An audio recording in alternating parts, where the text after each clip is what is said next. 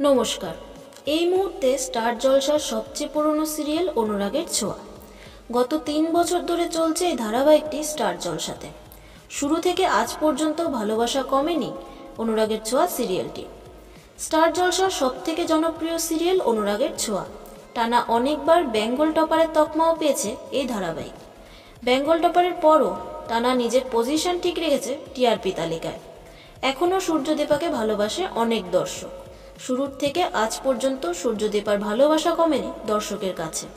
তবে এবার সূর্যদীপার গল্পে ইতি টানতে চলেছে প্রোডাকশন এবং চ্যানেল।